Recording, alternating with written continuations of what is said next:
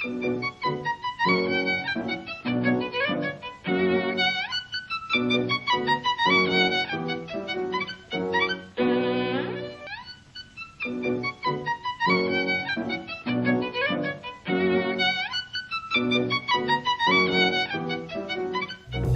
programa de hoje você vai conferir: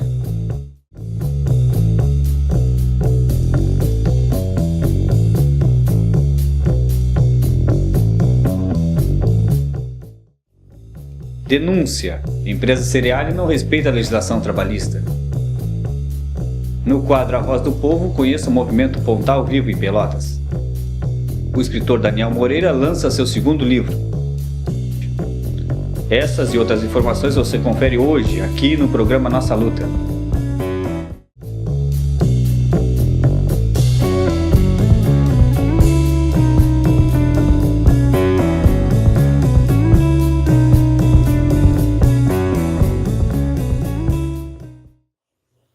Boa noite, eu sou Clóvis Rogério e esse é o programa Nossa Luta, do Sindicato da Alimentação. Para participar do programa, envie um e-mail. Nosso contato é nossaluta1.tv@gmail.com. Participe do programa Nossa Luta. A Voz do Povo, o ecólogo Gustavo Arruda fala direto da mobilização que ocorreu no último domingo, na Praia de Laranjal, sobre o movimento Pontal Vivo, que tem por objetivo conscientizar a sociedade sobre a importância da preservação ambiental da Barra.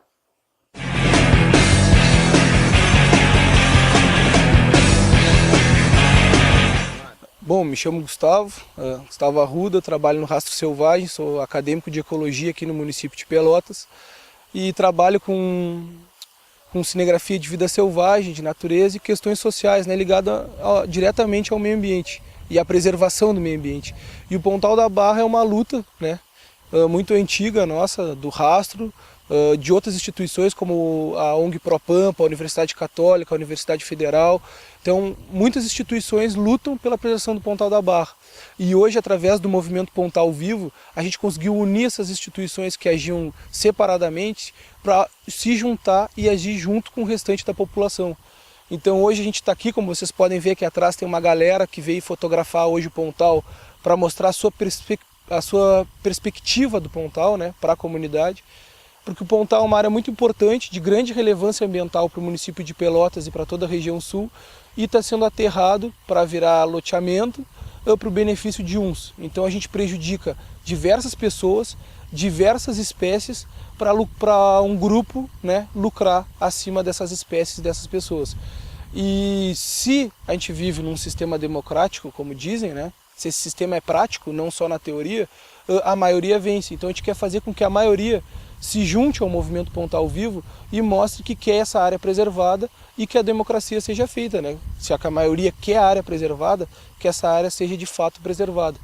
Então hoje o movimento Pontal Vivo está vencendo já essa primeira etapa de estar conseguindo trazer pessoas para cá para confraternizar, se divertir e mostrar que a preservação é algo muito interessante que pode ser economicamente viável, socialmente justo e ambientalmente justo também, né? Pode-se dizer assim, eu acho.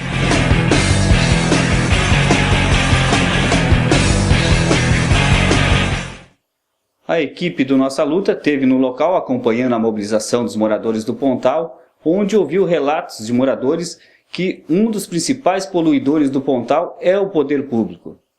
O programa Nossa Luta vai continuar acompanhando o movimento Pontal Vivo e denunciando essas irregularidades. Conheça seu sindicato.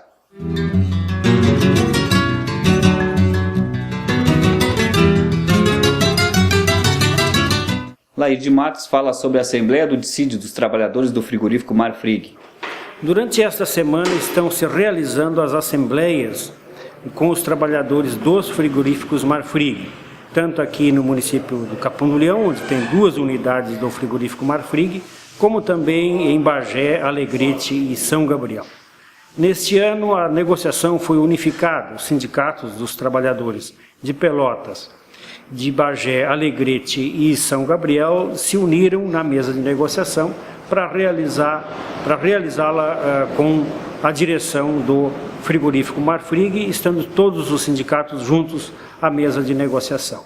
Como resultado dessa negociação, nós chegamos a uma proposta cabível de ser apresentada aos trabalhadores e que durante essa semana foi levada então para apreciação dos trabalhadores do frigorífico Marfrig.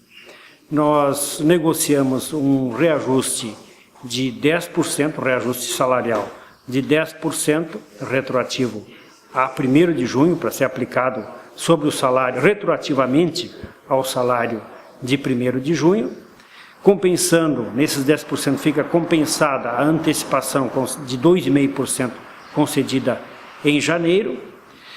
Acertamos também um piso salarial de R$ 787 para serviços gerais e de R$ 840 para profissionais.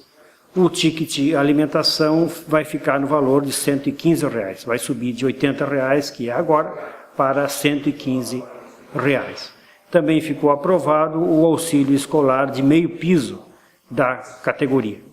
Então, após toda a mobilização que houve na semana passada, inclusive com aprovação de estado de greve em todas as plantas do frigorífico Marfrig, nas cidades que eu antes citei, Pelotas, Bagé, Alegrete e São Gabriel, depois de toda a mobilização que houve dos trabalhadores e dos sindicatos, a intransigência do Marfrig foi vencida, da direção do frigorífico Marfrig foi vencida e foi melhorada a proposta que era bem inferior. A proposta que o Marfrig apresentava de reajuste salarial era de apenas 7,5%, né?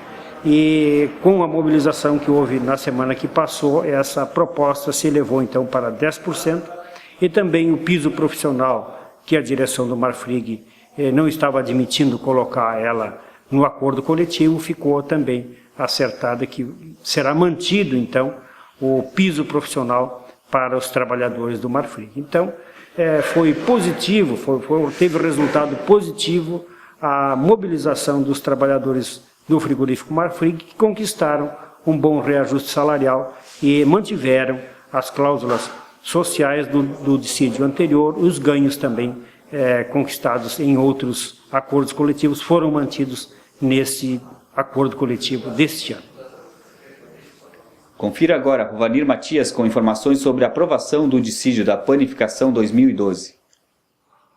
O Sindicato da Alimentação realizou na sexta-feira uma assembleia com os trabalhadores do setor da panificação de Pelotas.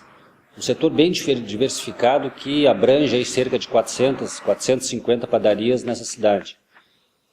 Onde os trabalhadores analisaram a proposta final, resultado da negociação coletiva entre o nosso sindicato e o Sindicato Patronal da Panificação, e acabaram por aceitar a proposta de dissídio coletivo, que vale de 1º de junho de 2012 até 31 de maio de 2013, nos seguintes termos, né? O reajuste geral para aquele pessoal que recebe mais que o piso, reajuste em 1º de junho de 9%. Os pisos ficaram estabelecidos também a partir de 1º de junho para balconista e serviços gerais, piso de 750, o que representa um reajuste em relação ao piso anterior de 17,2%. O piso de quadrista e ajudante ficou, a partir de 1º de junho, em 770. Em relação ao piso da convenção anterior, aí, obtivemos um reajuste de 16,7%. E, por fim, o pessoal profissional, padeiro, maceiro, confeiteiro e forneiro, com o piso a partir de junho de R$ 860, representando aí 17,8% de reajuste para esse pessoal. A convenção coletiva tem várias cláusulas, entre elas, por exemplo, uma que diz respeito ao auxílio educação, ao auxílio escolar, que é pago, no caso da panificação, 50% em novembro desse ano e os outros 50% em março do ano que vem. E o valor estabelecido nessa negociação ficou em R$ 180. O reajuste também, comparativamente ao valor anterior, de cerca de 20%. As diferenças dessa convenção devem ser pagas junto com a folha de setembro de 2012 e se mantiveram ali cláusulas antigas, como o quinquênio de 2%, uma cláusula que tem uma importância muito grande nessa convenção, que é o fornecimento de meio quilo de pão aos trabalhadores que participam da fabricação do mesmo. Essa cláusula se mantém, embora na negociação houvesse a intenção aí, por vezes, do sindicato patronal em eliminar essa cláusula. Outra cláusula que repercute também é um prêmio que é pago no valor de um salário nominal a toda vez que o trabalhador completar 10 anos de casa.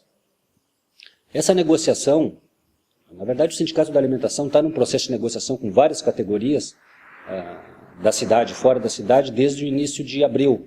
E agora, estamos no início de setembro já, finalizando essa da panificação, mais ou menos, em termos, mais ou menos os mesmos índices que temos conseguido com relação às outras categorias.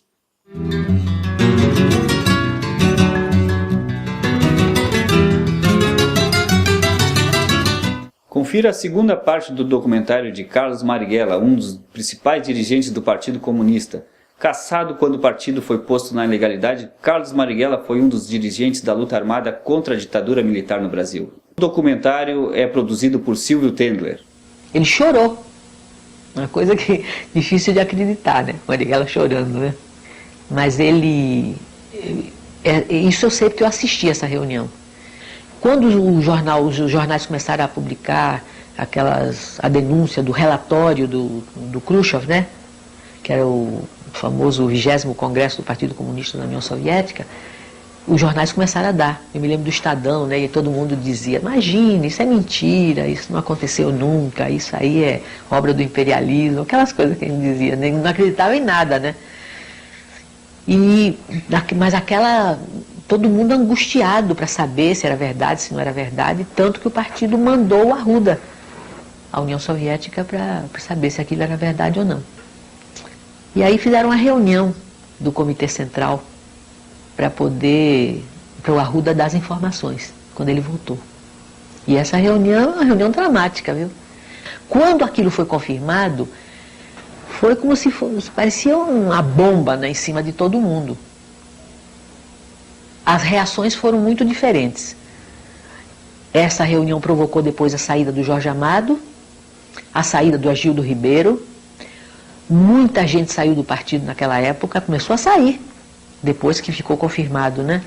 Então, o Marighella, na hora que foi falar, ele chorou, todo mundo ficou. Até o Agildo veio conversar com ele, o Astrogildo, né? Ele ficou, mas quer dizer, era um choro de... Sabe quando você acredita numa coisa, que depois você vê aquilo ruir? Ele não podia imaginar que o socialismo fosse capaz de fazer aquilo.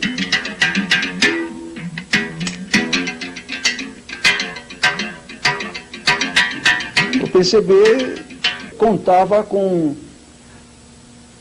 o seu fortalecimento no quadro das forças que apoiavam Jango, o que lhe daria a recuperação do estatuto de partido legal, que ele ainda não conseguiu ser, e de aumentar, é claro, a sua influência, que naquele período, naquele momento, era grande no meio da esquerda, digamos, de inclinação mais revolucionária.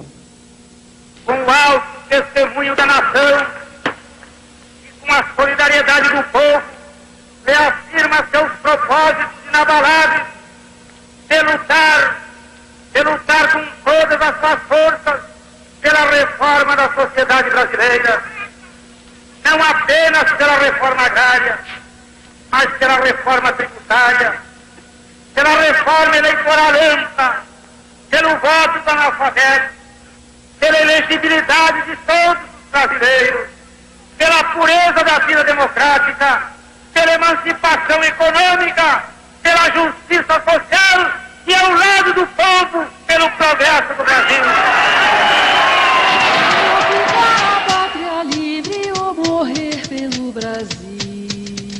O golpe de 64 instalou-se no poder com a marca da maldade.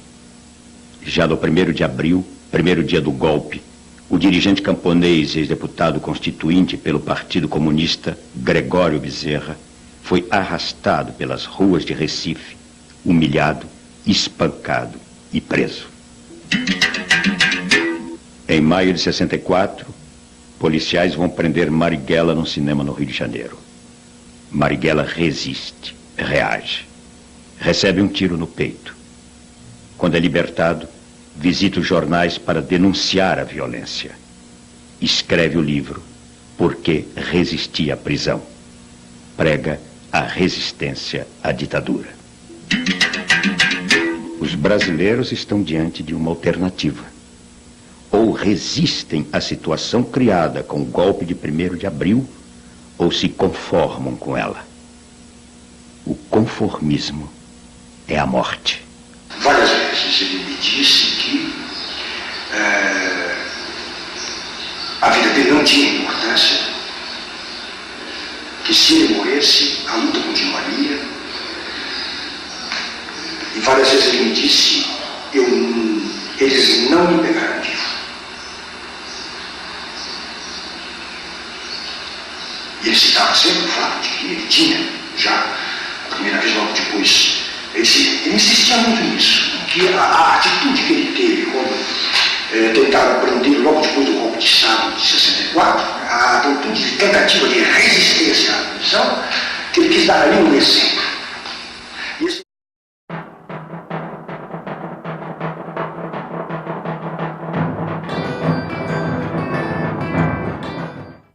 Estamos diante da empresa Cereale para mais uma denúncia da ação sindical. As denúncias dessa semana que nos chegaram foram as seguintes. Esta empresa não está pagando hora extra no cartão, está pagando hora extra por fora. Uma outra denúncia que nos chegou foi da Policlínica. Esta empresa, a Policlínica, não está dando atestado para os funcionários da Cereale, mandando eles trabalhar doente e às vezes bastante machucados. O sindicato está de olho nisto, até porque esse trabalhador doente não consegue realizar suas atividades e está sofrendo pressão da chefia. Por exemplo, botaram um cartaz essa semana no relógio ponto em que, se o trabalhador não cumprir as funções ou desrespeitar qualquer lei dentro da empresa, será colocado para a rua por justa causa. O sindicato não concorda com essa atitude da empresa e esta semana mesmo está protocolando um documento reivindicando para que melhore a situação na Cereale neste ponto. Também chegou para nós também o desvio de função. Há vários trabalhadores com desvio de função. Por exemplo, serviços gerais prestando aí serviço profissional e não recebendo para tal função. O sindicato continua de olho em todas essas irregularidades. Esta é mais uma denúncia da ação sindical. Meu nome é Kleber Kikoffel, direto para o programa Nossa Luta.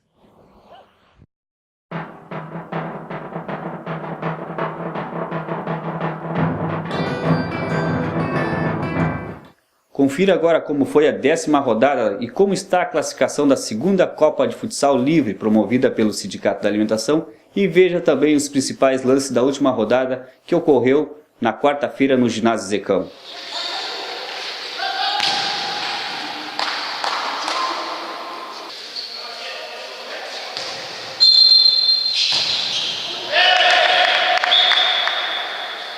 A 10ª rodada da Copa de Futsal do Sindicato da Alimentação, que aconteceu na última quarta-feira no Ginásio Zecão, foram os seguintes resultados: Arrozeira Obelisco 2, Arrozeira Pelotas 12, Irgovel 0, Bebidas Fruc 1, Frigorífico Bom Sul 4, SLC 10 e Cereale A com 3, Consulate Produção 7.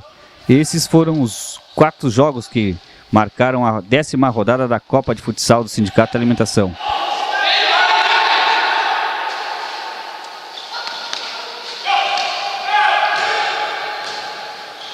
A classificação do Grupo A ficou em primeiro SLC com 12 pontos, em segundo Frigorífico Bom Sul com 5 pontos, em terceiro Consulate Manutenção com 3 pontos, Arrozeira Coplantil com 2 pontos e Josapar Secagem com 2 pontos. A classificação do Grupo B ficou a seguinte: em primeiro Consulate Produção com 12 pontos, em segundo Arrozeira Orlândia com 9 pontos, em terceiro Cereale A com 4 pontos, em quarto Josapar Pacote com 4 e não pontuou Biscoito Zezé na 5ª colocação. Pelo Grupo C, em primeiro lugar Arrozeira Pelotas com 10 pontos, em segundo Adib Peixoto com 6 pontos, em terceiro Frigorífico Família com 6 pontos, e em quarto, Arrozeira CDA com 4 pontos e não pontuando na 5ª colocação e já fora da competição, Arrozeira Obelisco. Pelo Grupo D, a classificação em primeiro, Arrozeira Cereale com 9 pontos, Frigorífico Castro com 7 pontos, Arrozeira Pelotas em terceiro com 6 pontos, Bebidas Fruc em quarto com 4 pontos e com nenhum ponto Irgovel, que também não classificou para a próxima fase da Copa de Futsal do Sindicato Alimentação.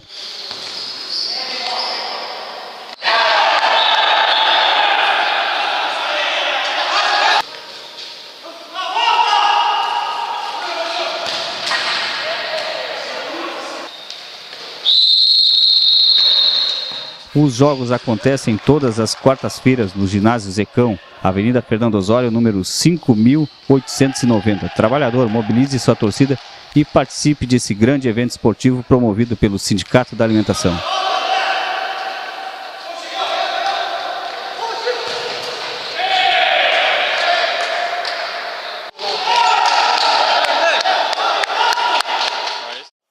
No quadro cultural, Literatura em Destaque, Ediane Oliveira conversou com o escritor local sobre suas obras publicadas e o avanço do movimento de produção literária em Pelotas. Confira.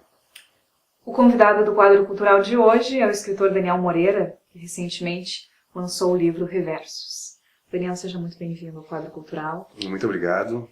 Para mim é um grande prazer estar aqui, né, podendo estar falando um pouco desse trabalho que a gente vem fazendo aqui na cidade de Pelotas e região, né. Tá certo, literatura, 2 livros lançados, Poemas Urbanos em 2009, Reversos agora 2012.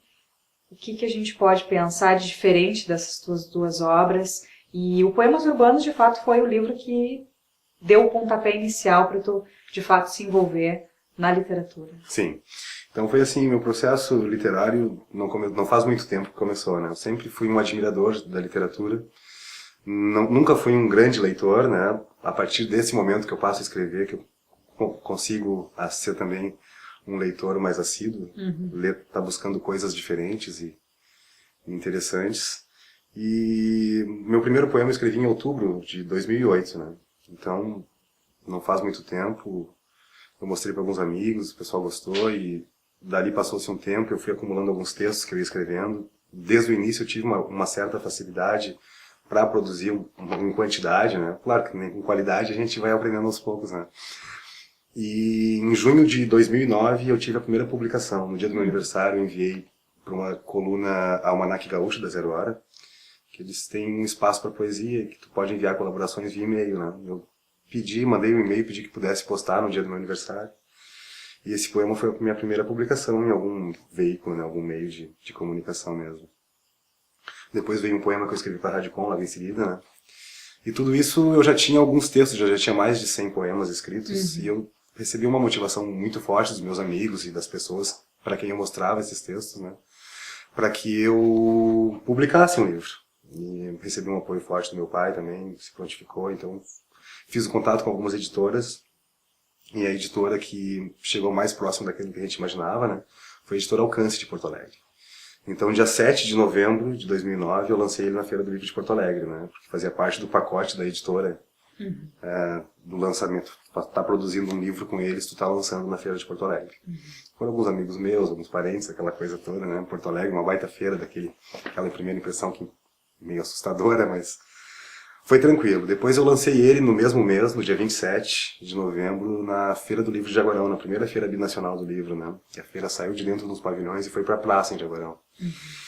E foi um contato muito interessante, que eu participei de um encontro literário que houve lá, né? Em 2 tardes. Conheci algumas pessoas, Marilu Duarte, que era a patronesse da feira, e o Joaquim Monks, que é um grande poeta, né? Intérprete fantástico. E naquele momento ali eu vi, não, daqui vamos rumar então, né? Dessa forma.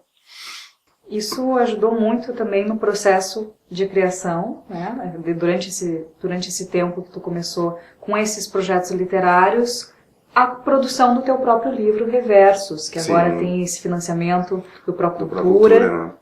Então, assim, aí, mesmo estando envolvido com esses projetos, né, de poesia, eu nunca parei de produzir, né?